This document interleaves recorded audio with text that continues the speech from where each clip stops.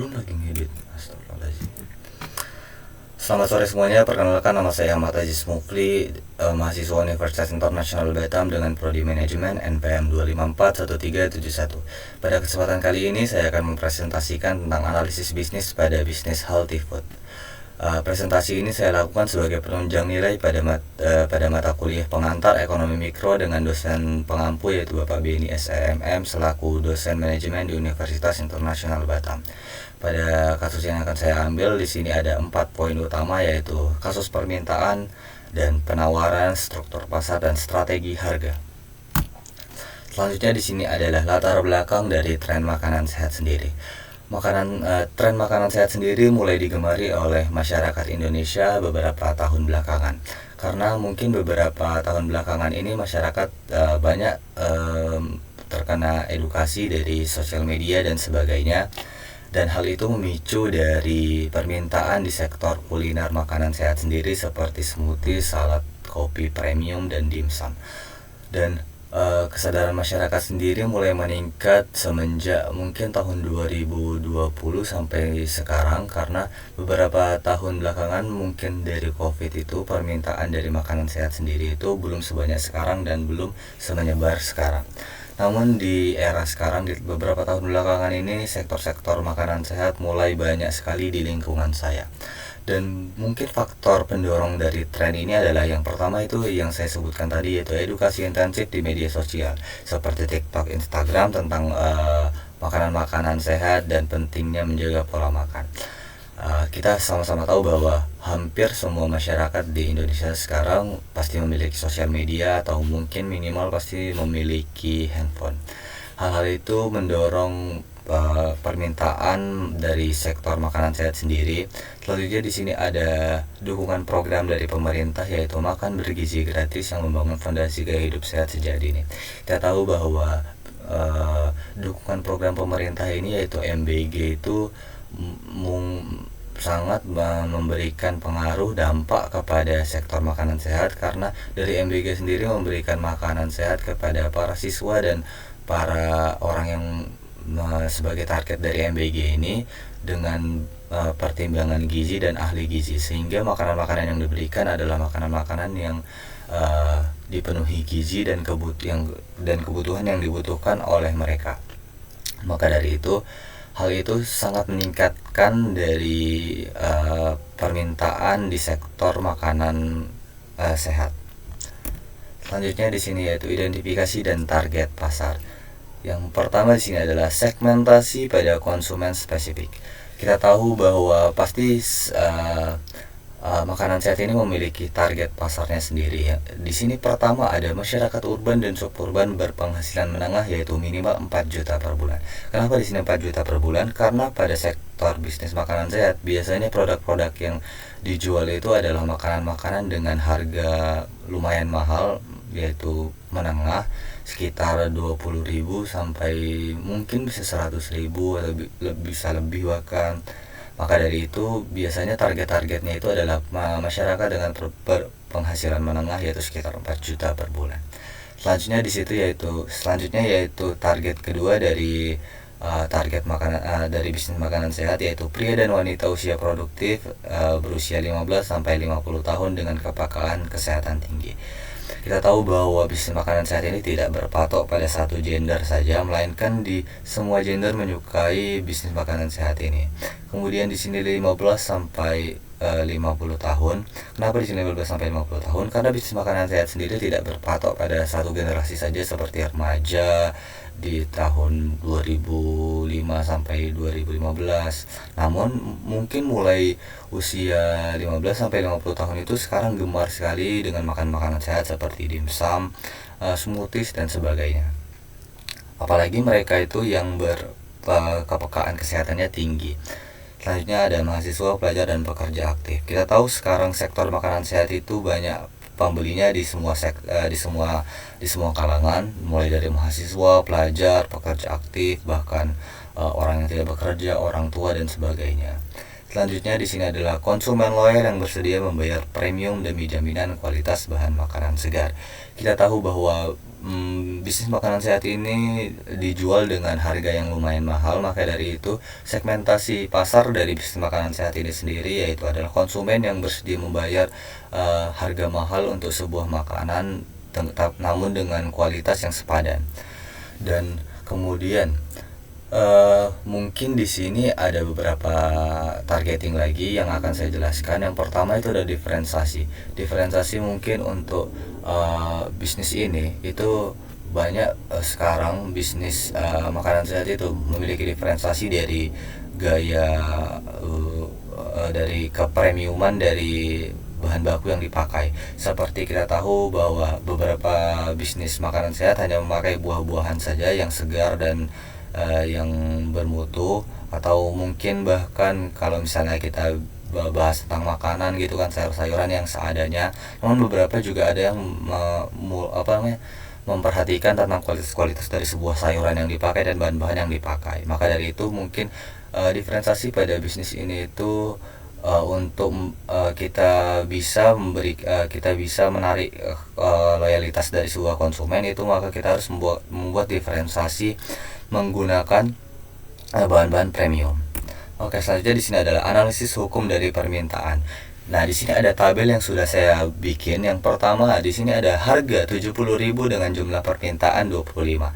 Kemudian ada harga 50.000 dan jumlah permintaan 50. Kemudian ada harga 30.000 dan jumlah permintaannya 150. Lalu ada harga 15.000 dan jumlah permintaannya ada 300. Di sini kita sama-sama tahu bahwa semakin tinggi harganya, maka jumlah permintaan yang ada itu semakin sedikit.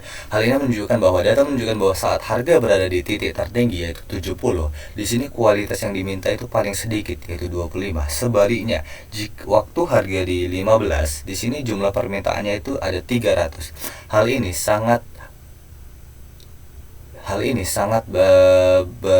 sangat sesuai dengan hukum permintaan, yaitu ketika harga suatu produk itu murah, maka permintaan akan semakin tinggi, dan jika harga dari suatu produk itu mahal, maka jumlah permintaan yang ada itu semakin sedikit karena karena kemampuan membeli dari seseorang itu akan berkurang. Maka dari itu, jika harga suatu produk itu makin murah, maka permintaannya akan semakin banyak. Tapi mungkin di sektor makanan sehat sendiri, mungkin jika harga bahan baku atau harga produk ini naik cukup tinggi, itu mungkin akan berpengaruh. Namun jika naik sedikit-sedikit mungkin tidak akan terlalu berpengaruh.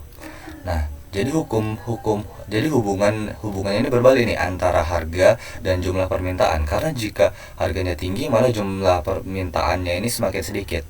Jadi jika kita buat grafik, itu grafiknya akan dari atas kiri pasti akan menurun ke kanan bawah. Nah, di sini juga ada faktor dari penentu permintaan. Yang pertama ada media sosial, paparan dari konten edukatif dan tren gaya hidup di platform digital serta konsisten memotivasi pembelian. Nah, kita sama-sama tahu bahwa media sosial ini sangat menjadi faktor penentu tentang permintaan. Karena biasanya jika banyak edukasi tentang suatu hal, maka permintaan dari suatu hal itu sendiri akan semakin meningkat. Lalu kesadaran diri, di sini kesadaran diri dari konsumen itu sangat penting ya. Karena jika mereka mulai sadar akan kesehatan, pasti permintaannya akan naik. Kemudian ada pendapatan. Jika pendapatan mereka naik, pasti kebutuhan mereka juga naik, atau barang-barang yang dibeli juga lebih premium gitu. Kemudian ada barang substitusi. Nah, jika ada barang yang sama, misalnya kita ambil aja jus buah kan, jus buah harganya 15.000 tapi gulanya banyak. Lalu kemudian ada smoothies yang gulanya sedikit namun tapi ditaburi dengan buah-buahan asli, harganya bisa misalnya berbeda jauh gitu. Misalnya smoothies harganya 50.000, terus harga jus buah 15.000, pasti akan penentu dari faktor permintaannya. Karena jika terlalu mahal, pasti orang-orang akan lebih memilih yang lebih murah.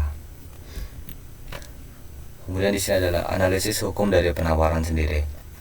Di sini ada tabel yang menunjukkan bahwa ketika harga 20.000 jumlah penawarannya 25, ketika harga 50.000 jumlah penawarannya 50, dan ketika harga 100.000 jumlah penawarannya 100, dan jika harga 150 jumlah penawarannya 150.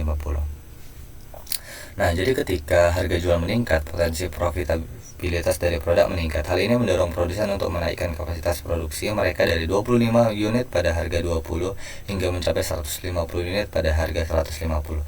Nah, pada tabel dijelaskan bahwa semakin tinggi harga barang, maka jumlah penawaran yang ditawarkan itu semakin meningkat. Kenapa hal ini terjadi? Karena pada dasarnya para penjual atau produsen pasti ingin meningkatkan profitabilitas mereka.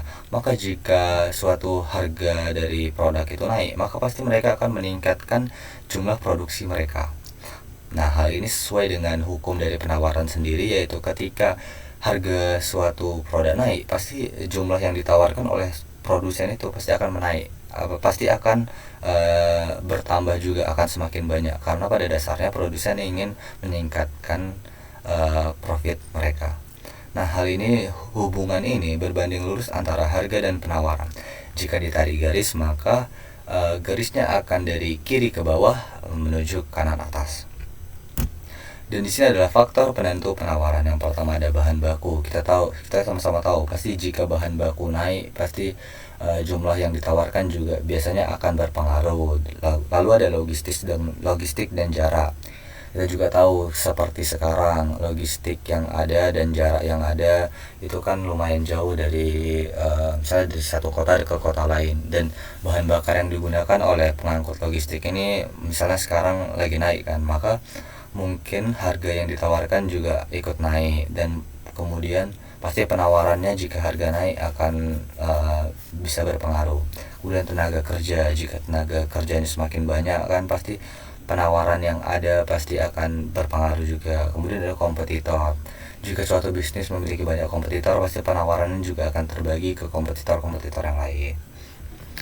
Kemudian di sini adalah karakteristik dari struktur pasar. Bisnis healthy food sendiri di sini termasuk pada pasar persaingan monopolistik, di mana bisnis makanan sehat tergolong dalam pasar monopolistik karena diisi oleh banyak penjual mandiri yang menawarkan variasi produk serupa namun tidak identik secara mutlak. Nah, artinya para pembisnis atau penjual dari produk makanan sehat sendiri itu memiliki produk yang relatif sama, namun ada beberapa kesan yang berbeda seperti jumlah buah atau ukurannya atau bahan yang digunakan atau sebagainya.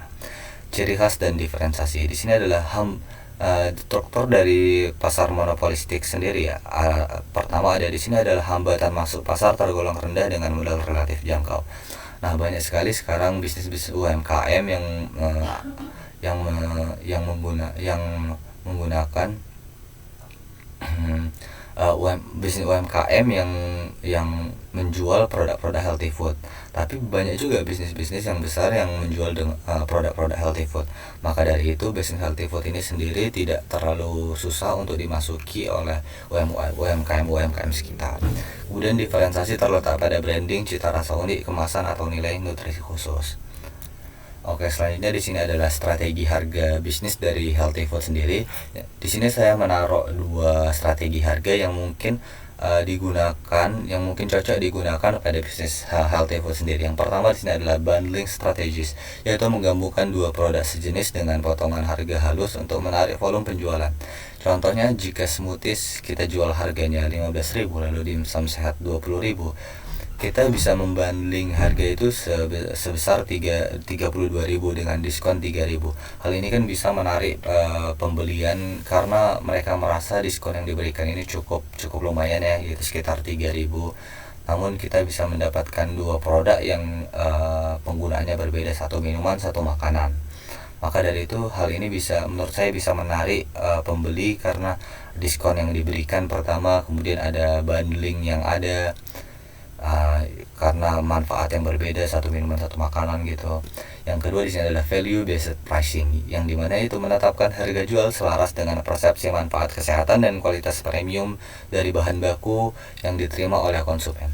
Nah, hal ini bisa kita berikan kepada bisnis-bisnis yang memang mengedepankan sebuah kepremiuman. Contoh, kita membuka smoothies atau dimsum dengan kadar bahan baku misalnya ayam tinggi misalnya 98%, atau misalnya kalau misalnya smoothies kita menggunakan bahan-bahan premium yang tidak ada busuk sama sekali, atau tidak ada kematangan dengan bahan pas, atau impor dari luar negeri, atau menggunakan pemanis stevia yang lumayan mahal sekarang, dan tambahan Greek yogurt. Nah, hal-hal itu bisa dilakukan jika hal-hal itu bisa dilakukan untuk value based pricing, karena bahan-bahan yang digunakan itu adalah bervalue ya, memiliki nilai tersendiri untuk kita memberikan harga jual gitu. Jadi konsumen tidak terlalu menyesal ketika membeli, karena mereka tahu nih bahan yang digunakan oleh kita